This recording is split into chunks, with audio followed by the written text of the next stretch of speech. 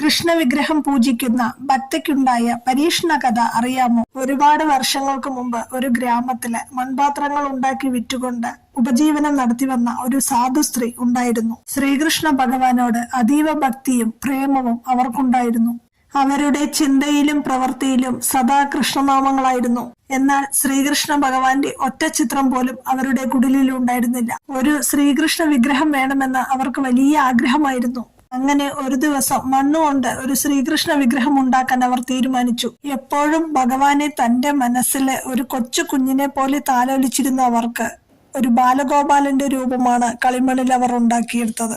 അവർ എന്നും ആ ഉണ്ണിക്കണ്ണ വിഗ്രഹത്തിന് മുന്നില് വിളക്ക് കത്തിച്ച് നാമം ജപിക്കല് പതിവായിരുന്നു.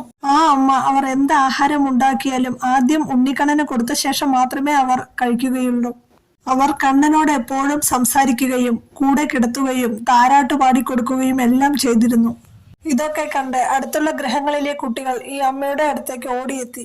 അവരെല്ലാവരും ഒന്നിച്ചിരുന്ന് കൃഷ്ണനാമം ജപിക്കല് പതിവായി. ഇതെല്ലാം കണ്ട് ആ അമ്മയെ പരിഹസിക്കുവാൻ മറ്റുള്ളവർ തുടങ്ങി. ഈ മൺവിഗ്രഹം എങ്ങനെ ഭഗവാനാകും? വിഗ്രഹം ആഹാരം കഴിക്കുമോ? ഇതെല്ലാം ഒരുതരം ഭ്രാന്താണ്. അങ്ങനെ എല്ലാവരും ചേർന്ന് ആ അമ്മയെ പരിഹസിച്ചുകൊണ്ടിരുന്നു.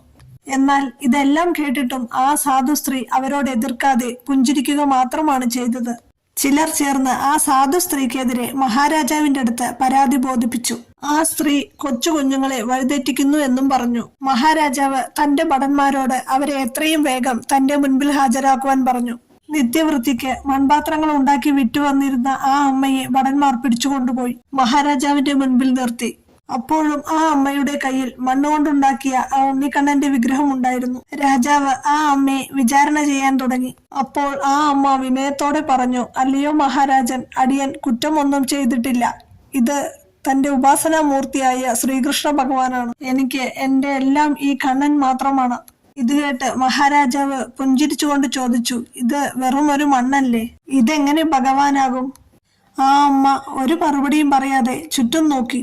സദസ്സിലെ പ്രധാന ചുവരിൽ മഹാരാജാവിന്റെ പിതാവിന്റെ ചിത്രം മനോഹരമായി അലങ്കരിച്ചിരിക്കുന്നു. അതുകൊണ്ട് ആ അമ്മ അങ്ങോട്ട് പോവുകയും തന്റെ ചെളിപുരണ്ട കൈകൊണ്ട് ആ ചിത്രത്തിൽ തേക്കുകയും ചെയ്തു. ഇത് കണ്ട് മഹാരാജാവ് കോപിതനായി. അപ്പോൾ ആ അമ്മ പറഞ്ഞു, മഹാരാജൻ, ഇത് വെറും ഒരു ചിത്രമല്ലേ? ഈ ചിത്രത്തിന് എന്തിനാണ് ഇത്രയേറെ അലങ്കാരങ്ങൾ? മരിച്ചുപോയ ഒരാളുടെ ചിത്രം അങ്ങ് അലങ്കരിച്ചു വെച്ചിരിക്കുന്നു. അങ്ങനെയെങ്കിൽ ഈ പ്രപഞ്ചം മുഴുവൻ നിറഞ്ഞു നിൽക്കുന്ന ഭഗവത് ചൈതന്യത്തെ ഏത് രൂപത്തിലും എവിടെ വേണമെങ്കിലും കാണാമല്ലോ രാജൻ. രാജാവ് അത്ഭുതത്തോടെ നിന്നു. അങ്ങനെ രാജാവ് ആ അമ്മയെ നമസ്കരിച്ച് വിട്ടയച്ചു.